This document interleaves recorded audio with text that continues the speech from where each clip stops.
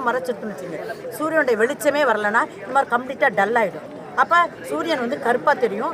அதை வந்து முழு சூரியகிரகணம்னு சொல்கிறோம். சூரியகிரகணம் முழு சூரியகிரகணம்னா நிலவோட நிழல் முழுமையாக சூரியனை மறைச்சா முழு சூரியகிரகணம் சொல்லுவோம். அது இப்போ கிடையாது. நிலவோட நிழல் என்ன உள்ளுக்குள்ளால் விழுந்து சூரியனுக்கு உள்ளுக்குள்ளே விடையிறதுனால வளைய சூரியகிரகணம் சொல்கிறோம். ஏன் இப்படி நடக்குன்னா சூரியனும் நிலவும் அந்த பூமியும் வேறு வேறு கதியில் இயங்கிட்டு இருக்கு. நீள்வட்டத்தை சூரியனை நம்ம பூமி நீள்வட்டமாக சுற்றுது, நம்ம பூமியை சந்திரன் நீள்வட்டத்தில் சுற்றுது. சூரியன் 7.5 டிகிரி சாய்வாக இருக்குது, நம்ம பூமி 23.5 டிகிரி சாய்வாக இருக்குது. இது வந்து சந்திரன் தன்னோட அச்சில் 5 டிகிரி சாய்வாக இருக்குது. இந்த மூணும் ஒரே லைனில் வந்தால் தான் கிரகணம் வரும், இல்லாட்டி கிரகணம் வரும். மூணும் 90 டிகிரி நேர்கோட்டில் வந்தால் தான் கிரகணம் வரும், இல்லாட்டி கிரகணம் வருவதற்கான வாய்ப்பு இல்லை. இந்த நாள் நடந்திருக்கு. இன்னொரு தடவை இந்த வளைய கிரகணம் வரணும்னா நீங்கள் இன்னொரு 11 வருஷம் வெயிட் பண்ண, 12 வருஷம். மே 21, 2031 சென்னையில் தெரிய போகுது. மீண்டும் பார்க்கணும், சென்னையில் வெயிட் பண்ணுவோம். ஆனால் அப்போ அந்த வளைய கிரகணத்தின் நேரம் 5 நிமிடம் வந்து 40 வினாடி, 39 ஊருக்கு ஊர் வித்தியாசம். இப்போ விட்டுட்டோம்னா திரும்ப அப்புறம் எப்படி இருக்குமோ தெரியாது. ஆனால் இந்த தடவை என்ன போட்டிருந்தாங்கன்னா கம்ப்ளீட்டாக மேகம் இருக்காது, அப்பப்போ மேகத்தை போய் பார்க்கலான்றாங்க. ஆனால் மேகத்தை வந்து சூரியகிரகணத்தை பார்க்கக்கூடாதுன்னு ஒரு குரூப் பேசிட்டு இருக்காங்க. கட்டாயமாக சூரியகிரகணத்தை எல்லாரும் பார்க்கணும். வளைய கிரகணம் அரிதான நிகழ்வு, திரும்ப வாய்ப்பு கிடையாது அப்படின்னால பார்க்குறோம். இன்னொரு விஷயம்னா இந்த சூரியகிரகணத்தை பார்த்ததன் மூலமாக தான் நிறைய கண்டுபிடிப்புகள் நிகழ்ந்திருக்குது. இன்றைக்கி வந்து பூமியில் ஹீலியம்ங்கிறது கண்டுபிடிச்சிருக்குது. இப்போ ஸ்டீலியத்தை வந்து இதுக்கு முன்னாடியே சூரியனில் கண்டுபிடிச்சிட்டாங்க.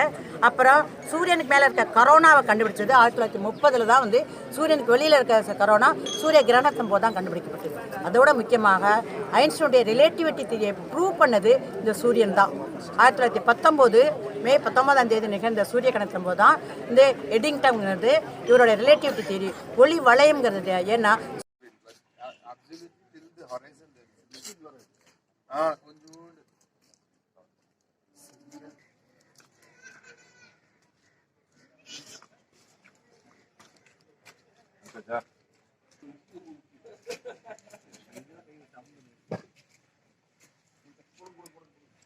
தெரியாது.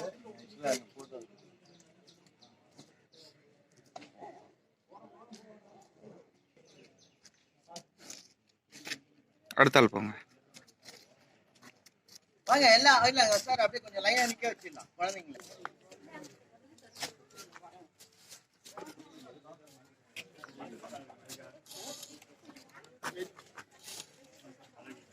அப்படியே அடுத்தால் போங்க.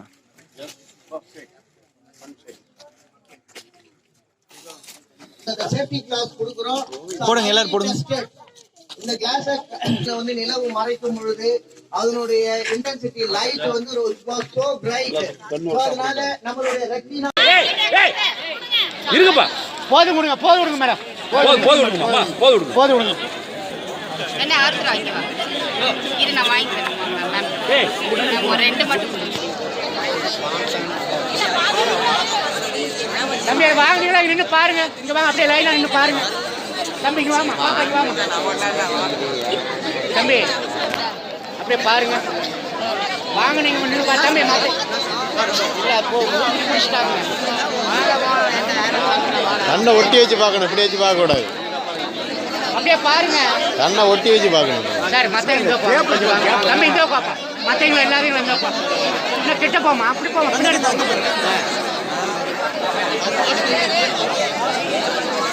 அப்படியே பாருங்க. சும்மா